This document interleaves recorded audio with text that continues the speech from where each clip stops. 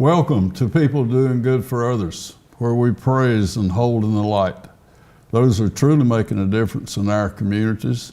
I'm Gary York, and I'm grateful for this opportunity, and I want to thank Wilkes Communications, River Street Productions, and WIFM for the opportunity to be with you today. My featured guest is Scott Waugh. I met him several years ago as a coach at Wilkes Central High School girls basketball. He's a native of Wilkes County. He's grateful for the role his parents have played in his life, and he's also went to ASU and a career teacher coach, 26 years on the sideline and in the classroom. And this is going to be a great experience because we're also going to share that his girls in 2015 were the state 2A basketball champions. And what an honor to have Scott Waugh with us today, and good morning. Thank you, Gary. Thank you, my friend. And you talk so much about the role your parents played and growing up in this community and deciding to spend your career and your life here. So tell us a little bit about that growing up in the community and your mom looking out for you. We grew up in the Fair Plains community where there were a lot of close-knit families and a lot of growing families, a lot of aunts and uncles, close friends, church members, just community folks with other kids. And it was a big thing to where, everybody was looking out for everybody, kind of a community watch. Yeah. Every parent was watching out for all the other kids. And it didn't take a minute if we left home and we were supposed to be going in a certain direction that, our mom and dad could call a couple houses down to see if we'd pass by. And we were able to be checked on by other people. If we were out of line, our aunts and uncles or our neighbors who had kids, they were quick to make sure that our parents knew if we were not doing what we were supposed to do. So we didn't know that a lot till we got a little older. But people were watching out for us like that. We were just out there having fun playing in the yard and, playing ball and just riding bikes and stuff like that. Yeah. So the community watch, I love that. That's a wonderful place to be. Share some of the maybe role models if you had some folks that meant a lot growing up in that community, some names you could share with us today. Yeah, my parents always have been there, and all my aunts and uncles. It takes a village to raise some kids. And, close members in our community, Billy and Debbie Coles, were always looking after us, taking care of the other kids, big in our church, really supporting us, and have continued to be supportive of me throughout my high school, college days, and even as an adult professional. They've always been close to me and meant a lot from their support. And they had kids growing up too that were our age. Yeah. So they've been very instrumental into us, our coaches in the community. Community coaches like Ted Brown, Dale Shepard, YMCA coaches, John Dyer, Tom McLean, Wayne Church, you name the list of guys, Keith Miller, Tom Caldwell, guys at the Y from the Y's Men's Club that were really instrumental in developing youth through sports, baseball, basketball, soccer, football. They were instrumental in growing up a lot of young men during that time. Scott, the schools you attended and you're coming through the Wilkes County system, tell us that. I went to Fair Plains Elementary School through K-8. All right. Then to Woodward Middle School as a ninth grader. Those two schools are not in existence at the moment, but they were big in our development. In the 80s, it seemed like each community had a school. And they still do, but the Fair Plains community there was a major road alongside the school, named by the school, that a lot of kids could walk to school. There was just a close-knitness about the school then, and a smallness that always feels safe. Now you look at it as a safety net to how the world's gone now, to the point where I wish kids could be raised up in that kind of atmosphere. You also shared a story about your dad taking you to Atlanta to baseball games and driving to and back and forth, and how close you can get with a relationship. Just share that with us. Yeah, my dad was an avid sports fan, but baseball was his thing. So when we was old enough to know, we would always take a trip down to Atlanta with the family. And, we got a little older. My grandparents on my mother's side lived in South Carolina, so we would always, seemed like we'd always double that trip with a family trip, going to Atlanta to see a couple of ball games and going to see grandparents. And, the older we got, the more my dad would just want to sometimes just say, let's go to a game. So one year Wow. we went, just him and I went to a game, and it's kind of a whim. And he liked to do stuff like that. When he wanted to do something, he would do it. So we just jumped in the car one Sunday morning, took off, and went to see a doubleheader at Atlanta, and was going to stay Monday, and decided just drive on back. And in them days, it took about 5.5, 6 hours to get to Atlanta because the speed limit wasn't so fast. So, Sure. that was a memorable trip just because it was on a whim, and we're just kind of flying by the seat of our pants. But, when you're in athletics, a lot of that is reactionary and just going with the instincts and having a good time doing it. Your mom and dad, your brother and sister, the names, if you will. My dad's Danny and my mother's Joan. My oldest brother is Danny Jr. He's a Lowe's representative, and my sister's a professional in Durham. Her name's Felicia. Okay. Your call into teaching, Coach, share that with us. Well, it's one of those things where when you go to college, you think everybody knows what you're going to do, and for a long time, I didn't really know what I was going to do. I knew I was going to college. Eventually they tell you got to make a choice. And my brother had told me, I talked to him about what I was going to do. He was like, well, you don't need to go into education. You're not going to make any money. You know what I'm saying? And the people in college, the professionals, kept telling you, you need to go into something you like because that's what you're going to do for your career. In them days, they talked about doing one job. I come from a family where you get in the trenches and stay in a job, and that's the way we was kind of raised. So it came down to, do I want to make some money and other things professionally, or do I want to do something I like? And I've always been able to do things I like to do. Our parents raised us to where we didn't have to want for anything, but we didn't get everything we wanted. Yes. Everything we needed, we got. Yeah. And when it came down to what do you want to do, it came down to doing something I like, doing something I was comfortable with, and being around sports generally all my life and participating in them and seeing what they meant to me.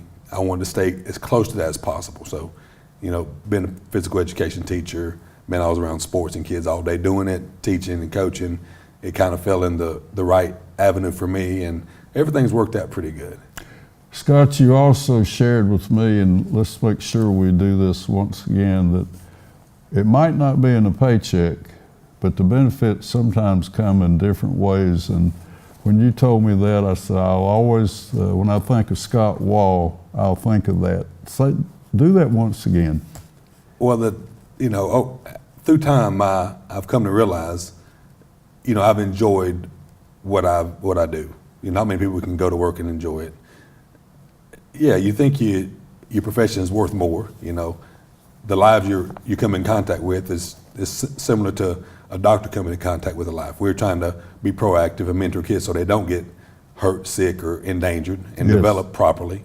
A doctor wants to heal. Yeah.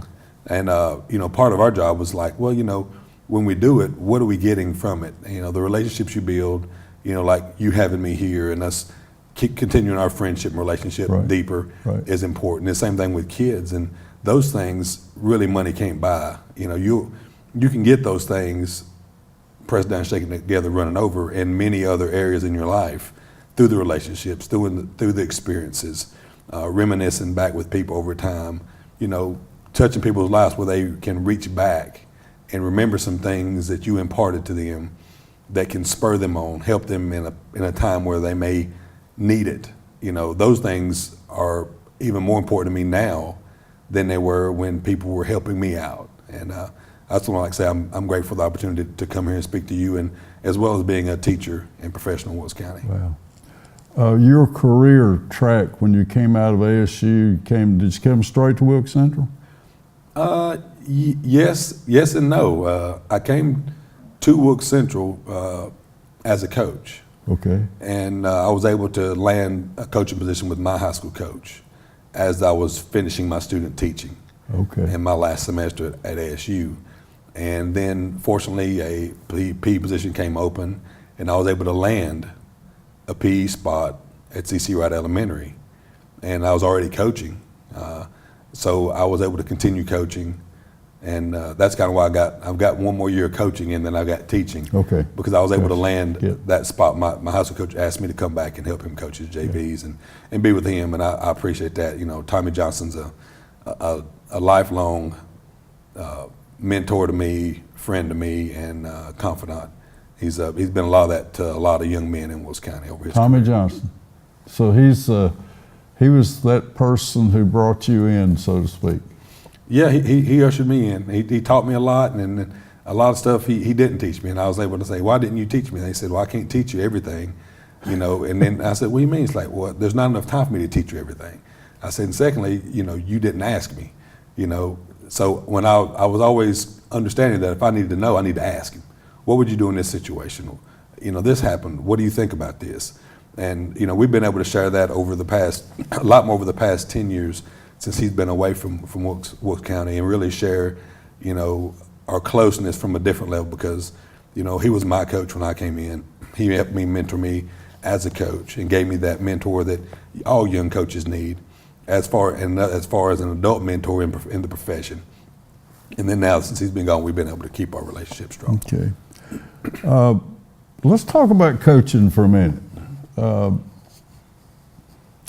Is it an instinctive thing that one learns by watching others, or just a little overview about developing the skills of, I also like who can coach the last 2 minutes? You know, some of the folks, you have to be able to do it then to win, and that. Yeah. Talk about that a little bit. Well, I think there's a little bit of coaching in everybody, you know, as people.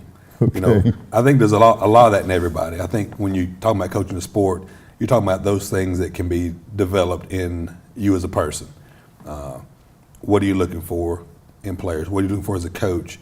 You know, being able to teach during the practice time, being able to teach and coach situations during the game time.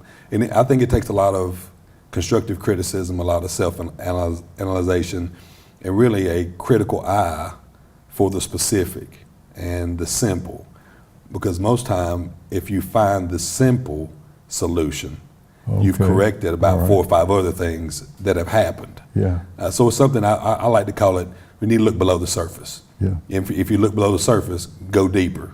And the deeper you go, you'll find the simplistic. Now, sometimes you don't have time to do that in a 2-minute game. Yeah. You go off your instincts, go off what the feel of your team, what you know about your players, what you know about the game, and what you've done to scout during the game that says, this is the best play for our team, and let's put the players in a situation to be successful.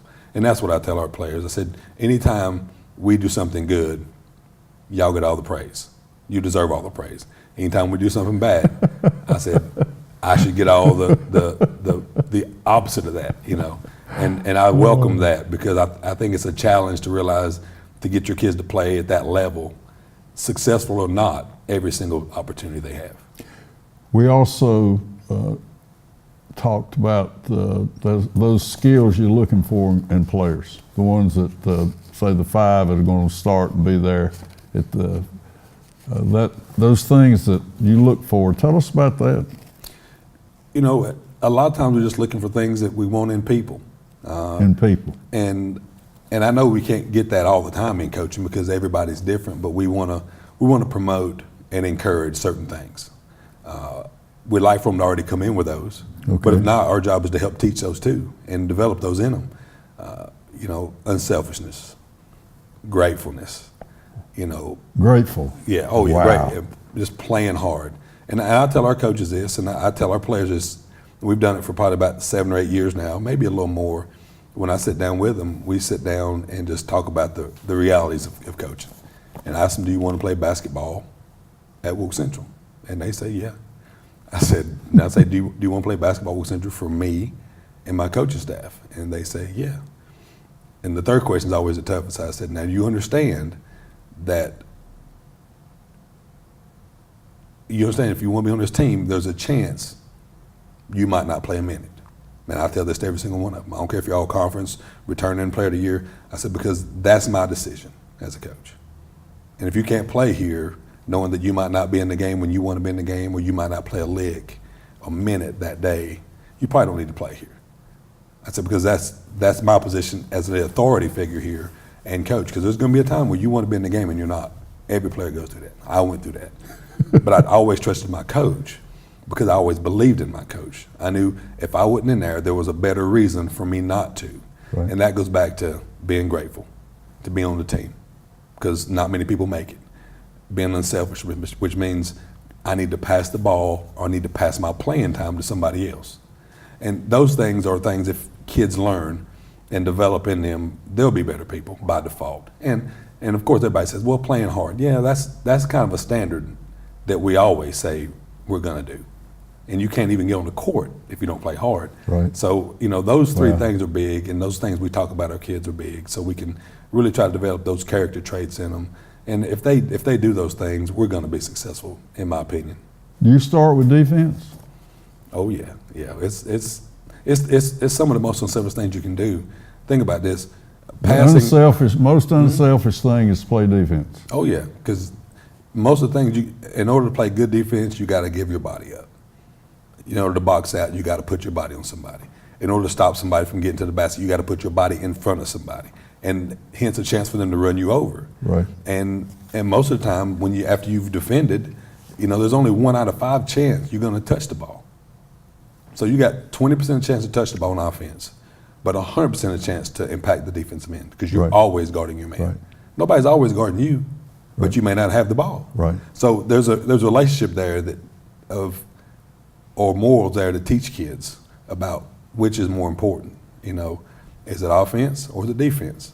You can put 100% of your effort in the defense. Wow. You really can't touch the ball, but on average, 20% of the time. Right.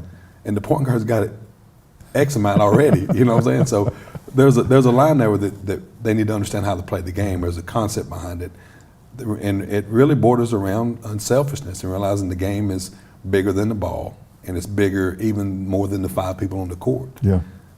We've had great players not start, but they had to learn what it was to be greater than great, because of that unselfishness toggle, that gratefulness toggle. It plays in their lack of maturity sometimes, but when they get it, it's really fun.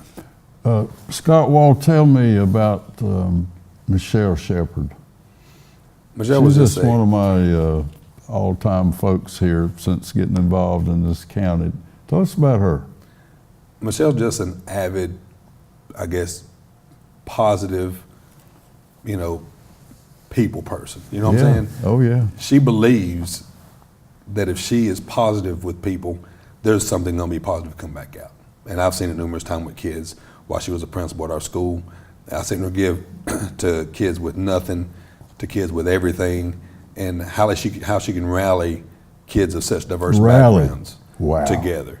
And when we went to the state championship and had that experience, she was probably the biggest fan we had. There wasn't nothing. Michelle, I think can we do this? Yeah. She was just so positive and encouraging to allow us to do things that maybe we wouldn't have got to do in any other circumstance. I mean, she felt, I think, a sense of, this is a moment in time that these kids can remember. And we came back from Smoky Mountain. She went to the game, and she's right there when we leave the gym. She's cheering, who are we, WC? I thought we was going to get run up out of there, because she was just so animated and excited for us to be moving to the next level. Yeah. Let's turn for a minute and let's talk about the rest of the day. Mm-hmm. You have responsibility as a teacher. Oh yeah. Talk about that side of Scott Waugh, if you will. Well, the longer I've been in, the more I realize that, my coaching impacts 20 to 25. My teaching impacts every day is what people see, what they hear from my mouth, and the combination of both. And then the professional side is how I can impact and promote Wilkes Central and education in Wilkes County. Mm-hmm. And in the end, we had discussed before, is Scott Waugh just a coach? And for a long time, I thought that's who I was. I was a coach. That's what I am, who I W's was. and L's. Yeah, that's right, W's and L's. And I looked at for a long time as being that. And that's a part of me, but that's not who I am. That's right. You know, I think everybody's got a little coach in them, so everybody's got a little teacher in them. And over time, I've realized that education is a bigger, broader picture. The lives you can impact, those 162 days or 180 days that we're in the classroom, are as integral to those students as much it is a kid you coach. Yes. And those kids are in need of mentoring. They deserve the guidance. best Scott Waugh too. That's right, and I want to give it to them. And I tell them all the time, I said, because you're an Eagle, I said, you're special. I said, you got to realize, some of you don't realize how special you are and what you can do. I said, my job is to make sure you know that it's possible, even when you don't think it's possible. You talked about the Apostle Paul and that influence. I want you to share that with us. Yeah, well, you know, in the Bible, Paul talks about, you know, people following Jesus. And he was speaking to, I'm not sure if it's the Romans or who at the time, that if you don't realize who he is, just follow me because I'm following him. You know, I'll follow him instead for you until you realize who he really is, because I'm following him. I'm giving up myself daily for him and doing those things. And I know he struggled. You know, he was in prison for a long time. Yeah. You know he struggled. Yeah. But he was trying to die to himself daily so he could follow and do what Jesus wanted to do. And he was a lot of things to a lot of people in his day when people didn't know who Jesus was. And you know, I look at that as an opportunity to say, you know, if nothing else, when people don't know what they should do, maybe I can be a little bit of a light to somebody else, and they can say, I like that trait. Yep. I like what he said there, because when he says something, he's gonna what I call die trying to back it up. And you know, my high school coach told me those things. You know, if I can't do it myself for you, I will find somebody else that can. Yes. And he was big on that, and he passed that along to me. And I don't want any kid anywhere ever to think that they can't have anything. And because I know people in this community that when I've asked them to help, they've never told me no. Sure. They've never told me no. Yeah. And that's important to me, because that's a kid that they're helping, that kid, you know, they need to be helped. They need to know what it is to have fun, have an experience. And these people in this community have always been very, very open to assist and help kids. Scott, who's Keith Miller? Keith Miller, my first memory of Keith Miller, his team was coaching against my team in Little League. And over time, he coached YMCA basketball. Keith was just always around athletics. And his daughters came through Wilkes Central. His youngest graduated in 2002. And since then, he's just been even before then, he was our Booster Club president. But since then, his kids have been gone. He's just been a real big advocate in the Wilkes Central District for athletics, a big supporter. You know, you name it, he's been involved in it. As long as you can remember, Keith Miller. Since I was 10, 11, 12, I just remember Keith Miller being around ball. And he loves sports, he loves athletics, you know, he loves his church. He's big and active in his church, and he is a real big time giver, especially of time. You know, you realize when you meet somebody like Keith Miller and you see him over time, you wonder why he's doing what he's doing. It can't be just for the love and passion for kids and athletics and want to see them have an opportunity to do good. And you know, I appreciate him because of his example and his sacrifice. You know, as a professional, he'd do it, but then as a retiree, he's just like, oh, that's what I'm gonna do. He's always loved it. I think that's why he's always done it, even though his day job was something else. I think his passion, his heart was always around kids and athletics. All right, I want to spend the vital minutes, Scott Waugh time on the state championship. And I want you to spin it the way you want to. If you want to, with whatever, just tell us about how that feels. Well, it's sometimes hard to describe, but when I think about it a little bit, over time I've been able to put it more in words than just a feeling. And when you coach a while, and honestly, I played competitively because I wanted to win. I loved it. And I didn't like to lose, but I always was a pretty good sport. You know what I'm saying? Never liked to lose, but I always couldn't handle it. And, you coach and you coach and you coach if you're very competitive because you want a coach to be one of the best. And you want to run your program like that. And then you want your program to exude that and the reciprocation of victories. But in the end, if you won some, you don't really want to win but the one game.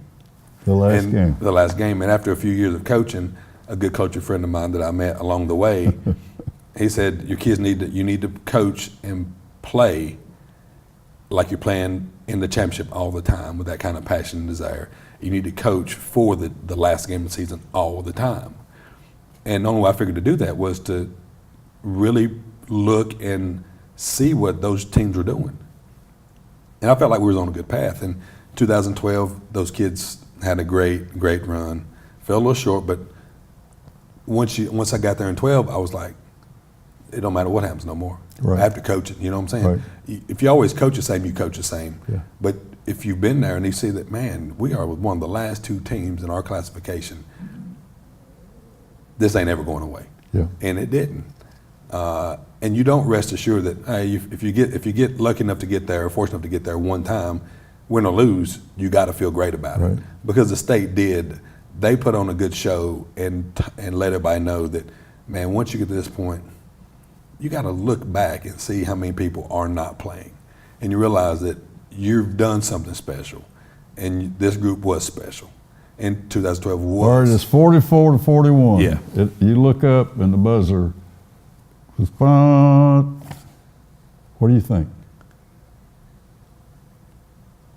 Almost, I threw my arms up. Yeah. And it's like. Did you hug somebody? Yeah, probably Steve Workman. Yeah, and it yeah. was like, wow, this just happened. This is the difference between 2012 and 2015.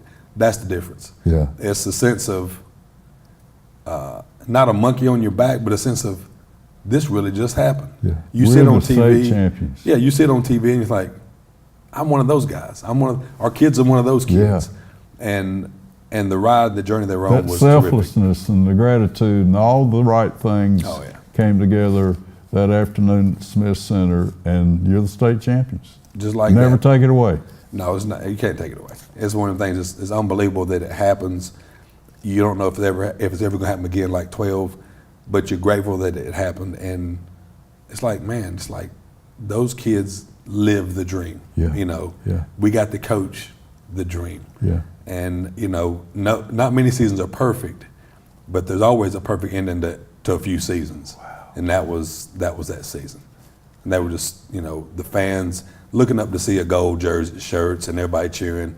It was a big deal because so many people experienced it too. Yeah, yeah.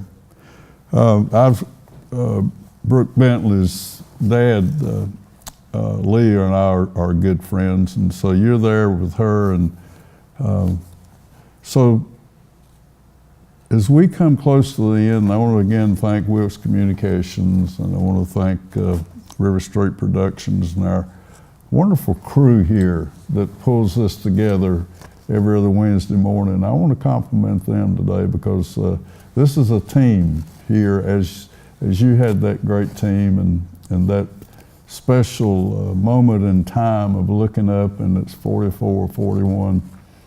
If you will, let's close with that selflessness, and that gratitude. Life is, and I'll make sure you add your wife in there too. Yeah, any man that has a wife realizes what they mean to propel them up and build them up. And even on the way here this morning, my wife, she texts me some scripture verses along the way. Yeah, she does things all the time. She just, Proverbs 31 woman is the greatest woman in the world. Yeah. And I like to sometimes give her a verse about the woman going out to the storehouse and going to the fields and making sure there's stuff to make and sell and to keep her home up. Yeah. And that's the kind of woman I got. That's the kind of wife I got. And she's on my coaching staff too, but Her she's name? Misty. Misty? And there's so many things involved in having, you know, your wife be close to you like that in a professional way and in a personal way, because you can share so many things and release. Before, you know, I met her, I couldn't release things that I needed to release. Coaching was the only thing I thought about. And in having a mate, you realize that you're supposed to share everything together. And when you can share those things, you're sharing life, you're sharing every bit of yourself, you know, and you learn how selfish you are. Yeah. I realized how selfish I was. I wish I could tell you some stories. I can tell you stories off camera. But, you know, how our life together has become more fruitful in everything that I've done, everything that she's doing, the support she's given me. You know, I could quit my job and support her every minute the rest of her life, and I wouldn't think I would come close to how much she supported me over the past 6 Scott years. Waugh, what a blessing to have you with us. And when I called Chris Scabo and you called me right back, I said, wow, this is going to be really something special. So I've been with you on the court for the state championship. I know the quality and values that you put them out there. And like Paul said, I'm following the Lord and you follow me. And so these wonderful kids follow you. And it's an honor to have you here. God bless you. Well, thank you, Gary, and River Street Productions as well for having me. God bless. Bless Thank you. you.